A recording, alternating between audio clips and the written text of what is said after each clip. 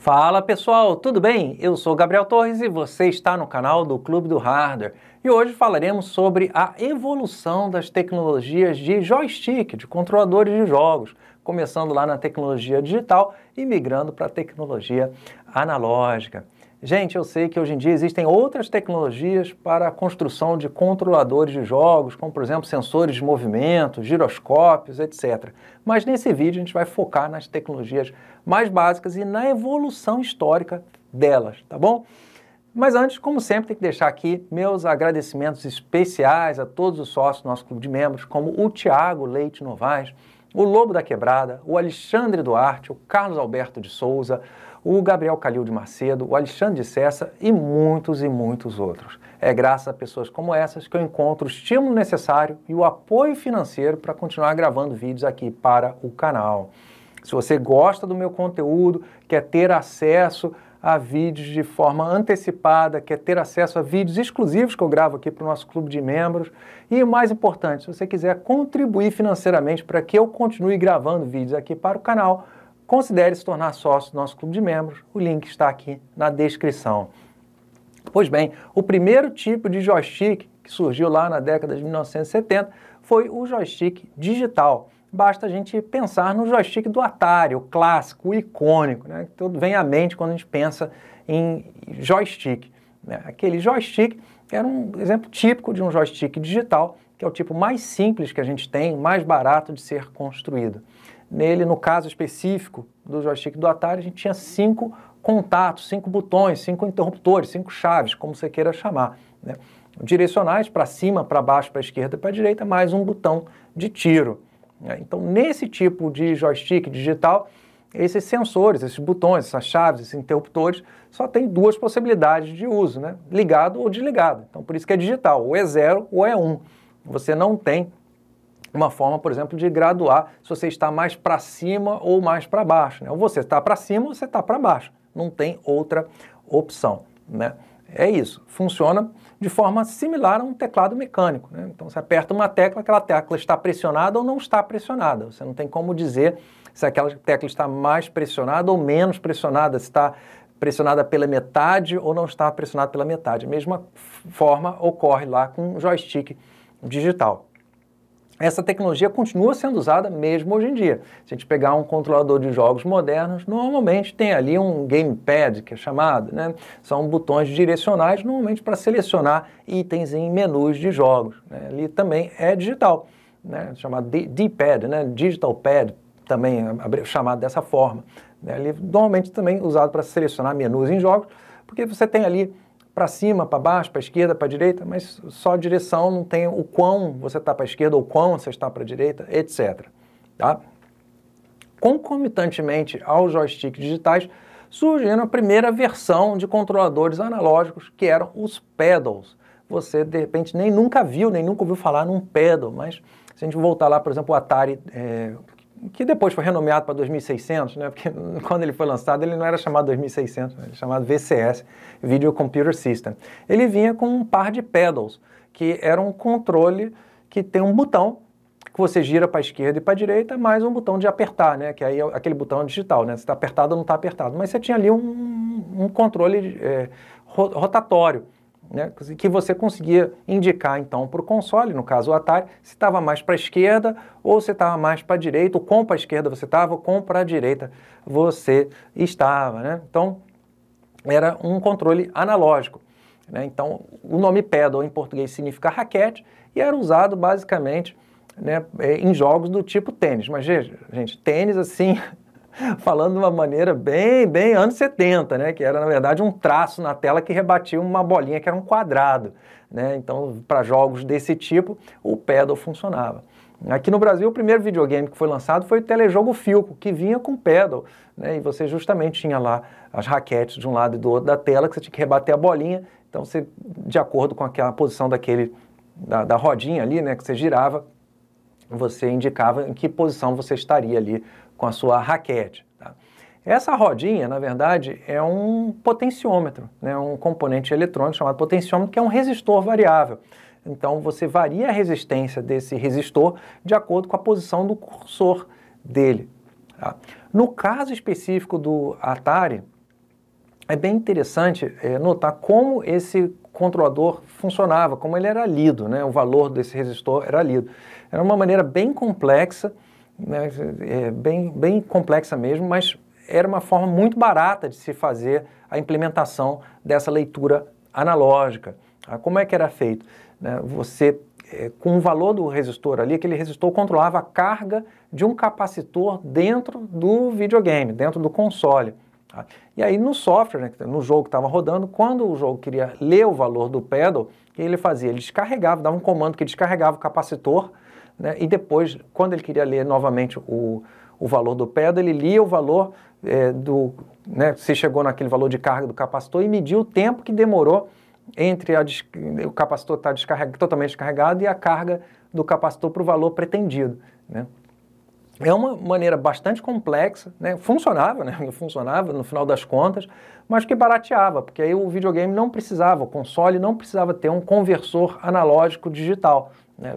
Veja, é usado um processador, um microprocessador, um sistema digital, né? Um sistema digital ali, né? E aí o valor que está entrando é o valor analógico, então você precisaria, né, de um conversor analógico para digital, que encareceria e aumentaria muito a complexidade ali do console. Então foi feito dessa forma, né, de descarregar um capacitor e medir o tempo que demora para carregar o capacitor, dependendo da posição ali do pedal, né? Loucura, né? Mas é muito criativo a maneira que antigamente as coisas funcionavam para driblar limitações tecnológicas de um lado e também para baratear o custo de outro, tá?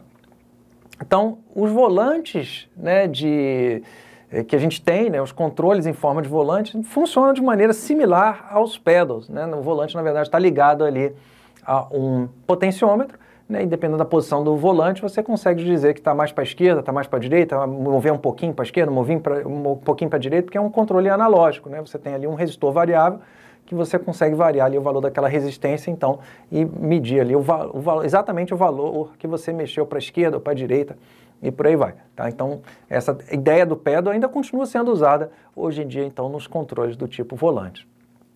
E em seguida, então, surgiram os joysticks analógicos. Então, é interessante notar que é um caso onde, né, a gente normalmente pensa assim, digital é melhor do que analógico. No caso dos joysticks é o contrário, né? Analógico é melhor do que digital, né? Porque com o analógico você tem precisão, coisa que você não tem no joystick digital, né? Como eu falei para vocês, o joystick digital só tem como dizer se está ligado ou desligado, se está para a esquerda, está para a direita, para cima, para baixo, apertando o botão de tiro, acabou. Você não tem outra opção.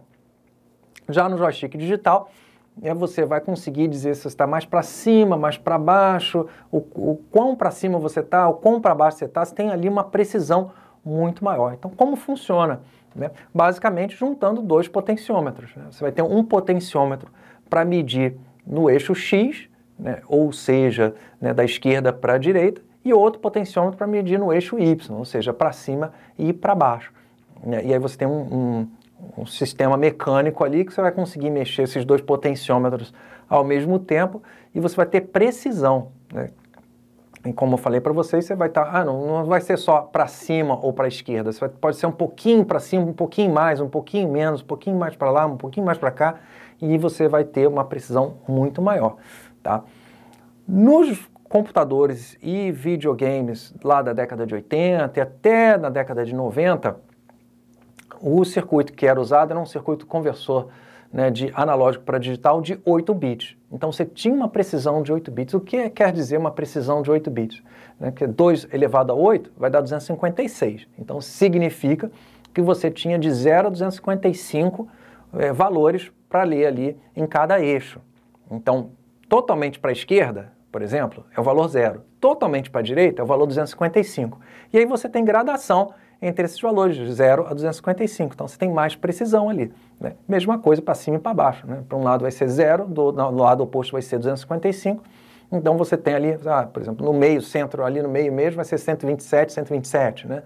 Então, você consegue, né, um pouquinho mais para a esquerda, 60, 40, 30, mais para a direita, 150, 160, 170, né? Então, você tem essa precisão aí.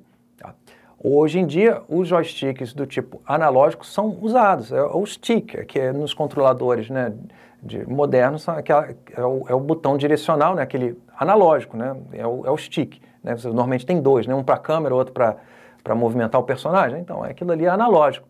Tá?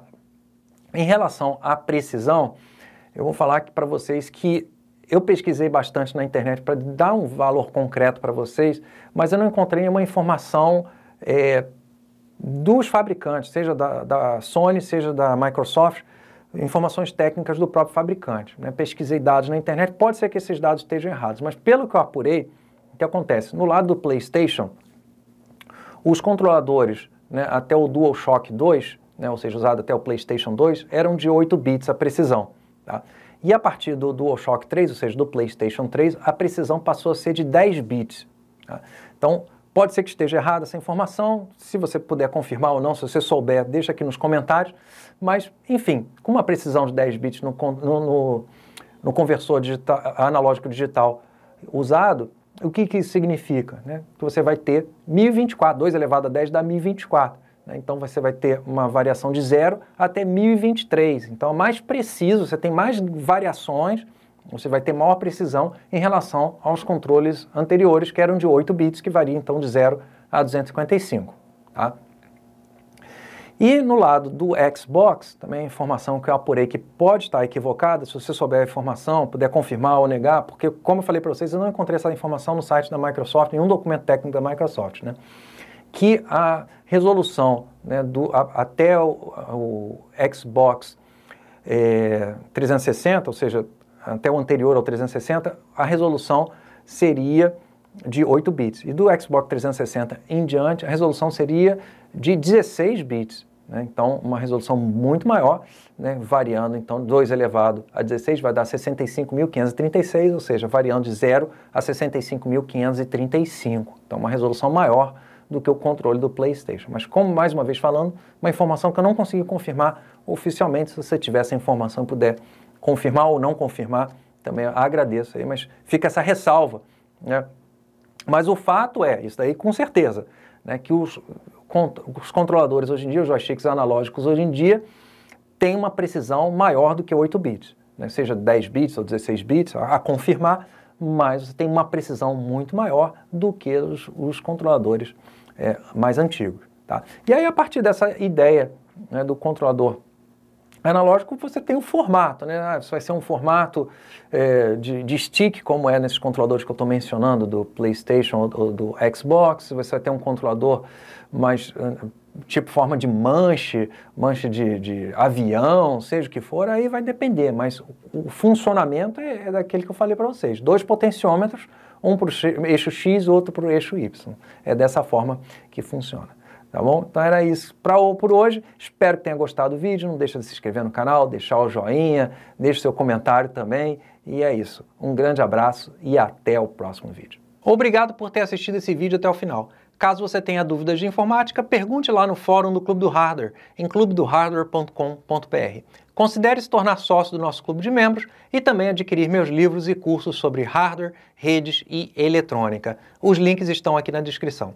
Um grande abraço e até o próximo vídeo.